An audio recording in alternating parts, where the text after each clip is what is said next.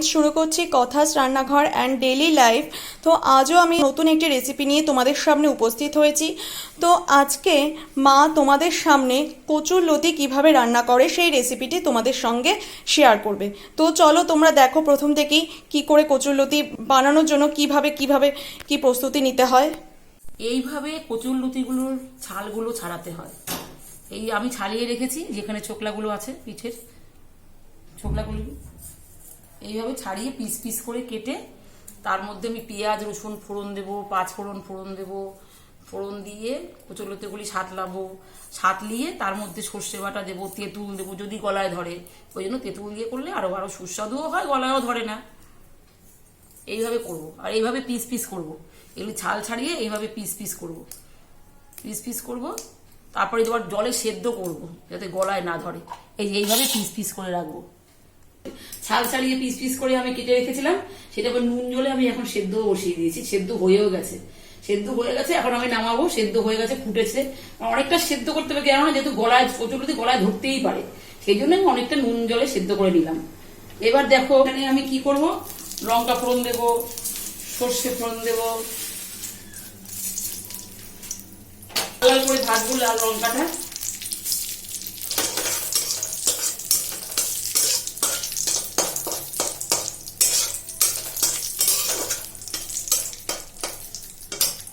ভাজা করে লঙ্কাটা লাল হয়ে গেলে পেঁয়াজ রসুন ফোড়ন দেবো।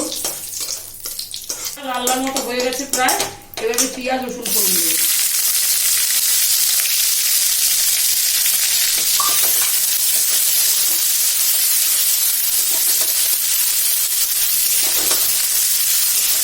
পেঁয়াজ রসুন ফোড়ন যখন লাল করে ভাজা হবে, তখন আমি এই সর্ষের সাথে তেঁতুলও দেবো।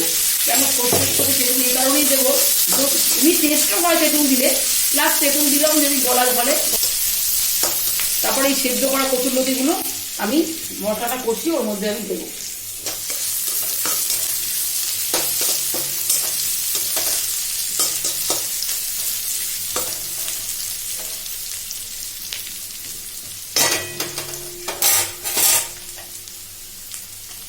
এই দেখো তেঁতুল একসাথেই আমি গুলিয়ে রেখেছি, সর্ষে বাটা নুন দিয়ে যে বাটা হয়েছিল, রসুন কাঁচা লঙ্কা, এটা আমি দেব।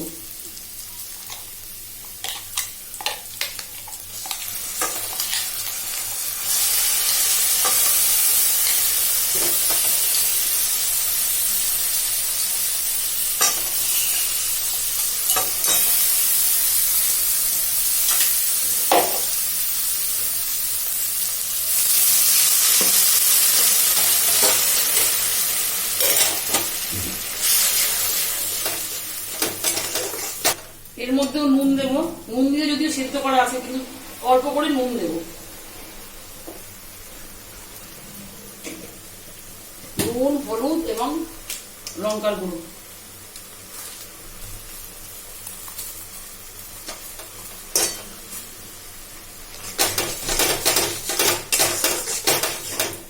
সর্ষে দিয়ে কষালাম তো, ওর মধ্যে একটু চিনিও লাগবে, সামান্য একটু চিনি লাগবে, বেশি না, অল্প লাগবে। তাহলে কেন তেঁতুলটা দিয়েছিলাম গলায় যাতে না ধরে, প্লাস সুস্বাদুও হয়, সেই জন্যই আমি তেঁতুলটা দিয়েছিলাম। এবার আমি সেদ্ধ করা কচুরলতিগুলো একটু করে ঢালবো।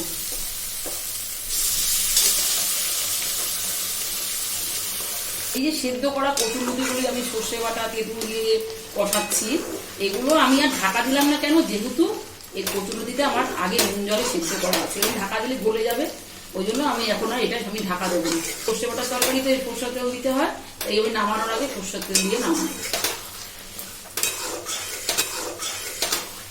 আর একটুখানি হোক, কষানো হোক, 5-10 মিনিট মতন আমি ওরকম করে কষালাম। এখন দেখো, দেখলেই বোঝা যায় এটা হয়ে গেছে। হয়ে যাওয়ার আগে আমি একটু তেল দিয়ে আবার 2 মিনিট মতো নাড়িয়ে চাড়িয়ে তারপর নামাবো। তেল দিলাম,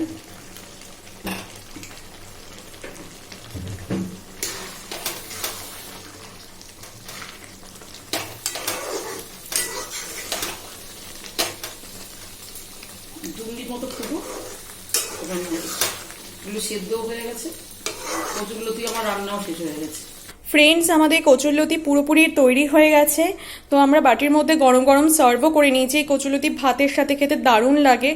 তো এই কচুরলতি রেসিপিটি যদি তোমাদের ভালো লেগে থাকে তাহলে তোমরা প্লিজ কমেন্টের মাধ্যমে জানিও। আর আমাদের এই ভিডিও যদি তোমাদের ভালো লেগে থাকে তাহলে প্লিজ আমাদের চ্যানেলটি লাইক, শেয়ার অ্যান্ড সাবস্ক্রাইব করো। আগামী পর্বে নতুন আরও কোনো রেসিপি নিয়ে বা ভিডিও নিয়ে তোমাদের সামনে উপস্থিত হব।